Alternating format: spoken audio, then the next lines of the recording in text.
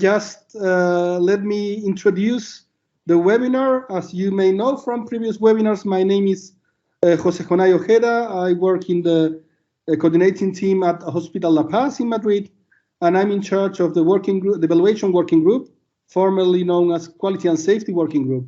And as you may know from the last board, we were planning for this year to have specific webinars in order to share experiences about sharing results of our transplantation program. So this afternoon, we are very lucky to have José María Pérez Hurtado de Mendoza. He's a hematologist pediatrician from Virgen del Rocío Hospital of Seville.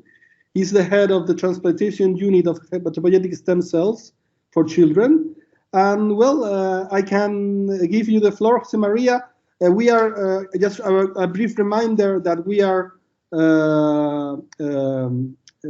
just, I forgot the word in English, but we are just grabando.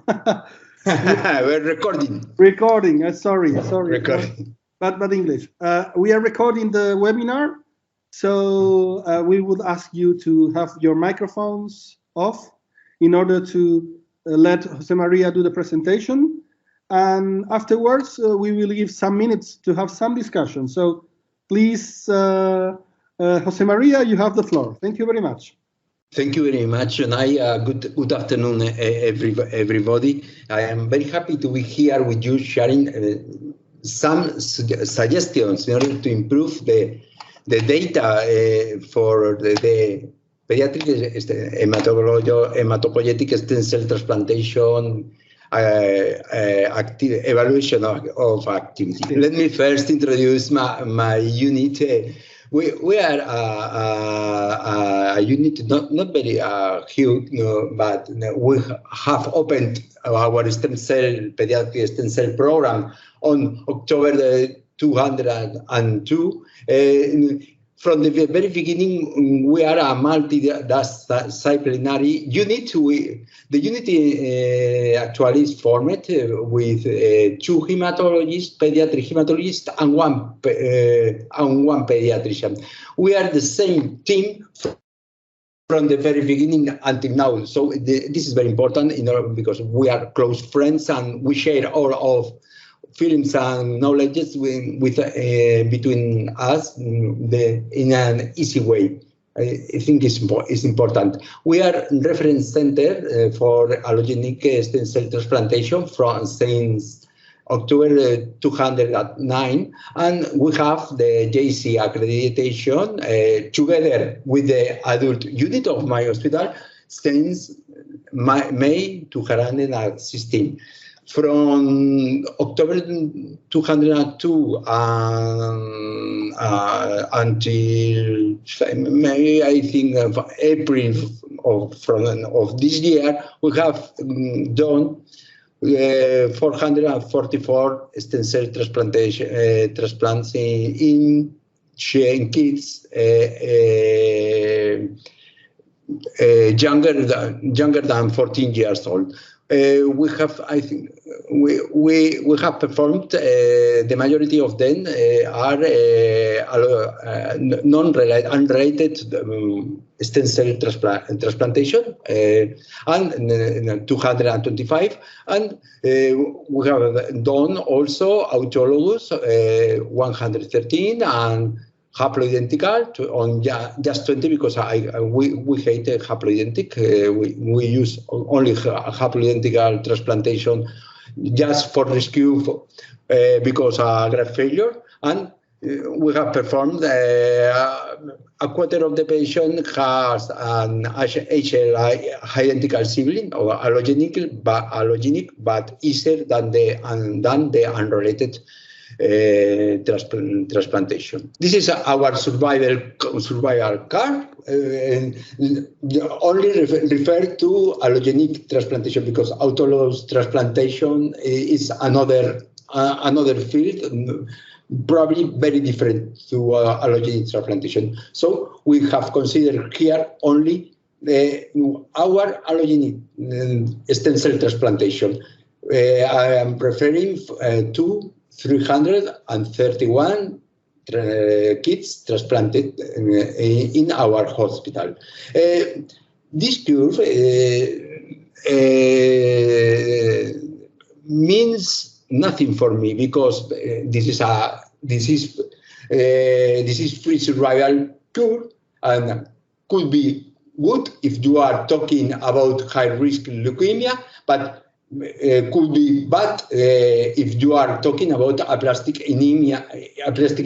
So, which is my point? My point is that if you evaluate the results of a group for, regarding to stem cell transplantation, we perform a lot of different kinds of allogenic transplant, stem cell transplant in the center, and in the majority of the center, the patients are very different between themselves. For example, if you take the information, if I can just here put and now, if you take the information from all of the patients who were transplanted in Spain in the last year, 222, you can see this is all of the patients transplanted in Spain. I think aged less than 15 years old. I think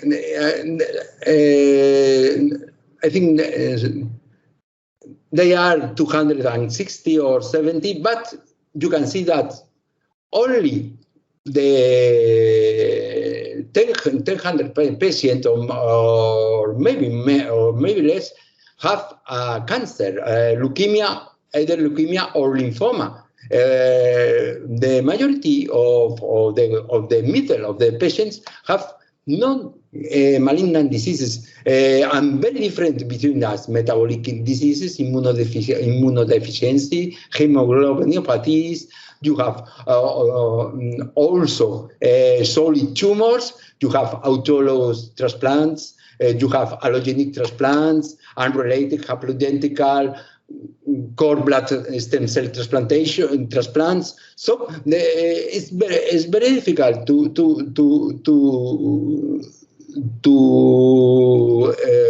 to analyze the results with just with one curve. You need a curve for every kind of patients, and this is very difficult to do in the majority of the patients of the centers. So, in brief, which is our proposal? Okay, I have jumped very fast. So, I think it's more accurate in order to evaluate the results of a group, the mortality related to the procedure. Because of course, you are performing a lot of different procedures, but if you are able to do this procedure safe, I think it is a good point for the unit. But moreover, our mortality on day plus 100 after a stem cell transplantation is 11% in allogenics and 0% in autologous stem cell transplantation. But this is not enough. If you separate the allogenics, you can see that the mortality between the different allogenic stem cell transplantation is very different. You can get, for example, identical sibling with a very low mortality, but, for example, haploidentical in our center have a high mortality, in my opinion. So I think not only to ask for the full allogenic mortalities, but it's important to separate the mortality from the different procedures.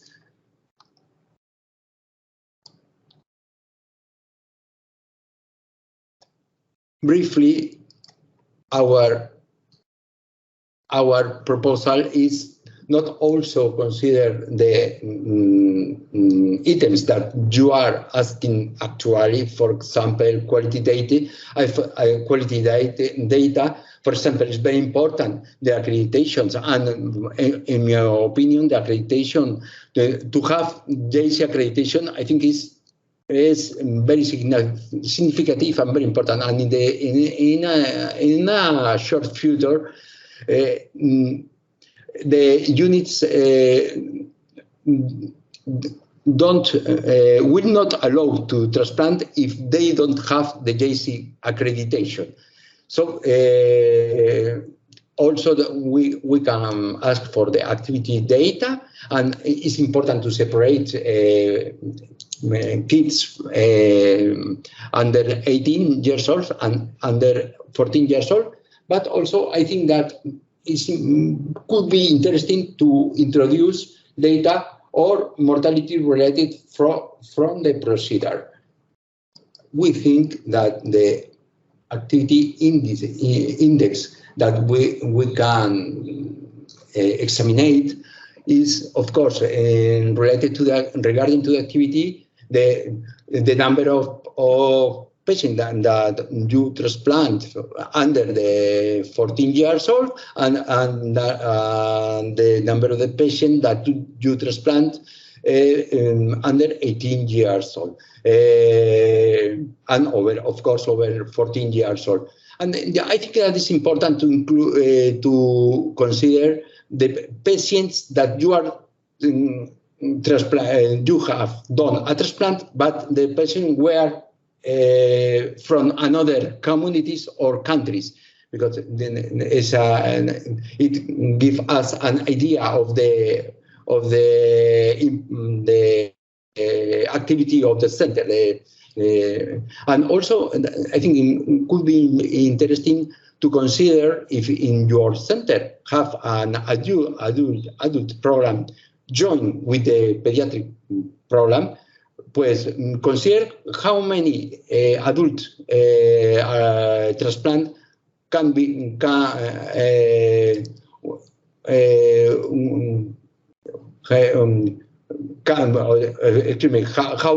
how many adult transplant were done, because all is expertise, is experience of the group. And regarding to the mortality, and this is the last slide.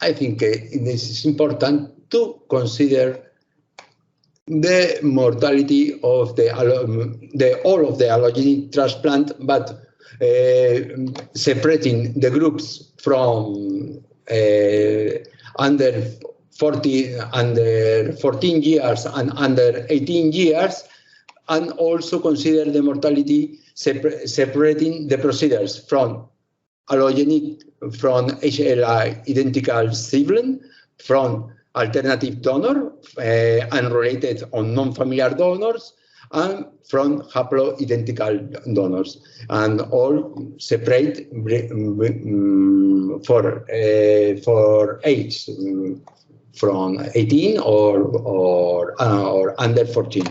And I think that this is all. Excuse me for the technical problems of my version of the PowerPoint, but this is the slide to give you thank you for your attention, and I am ready to take questions from the audience.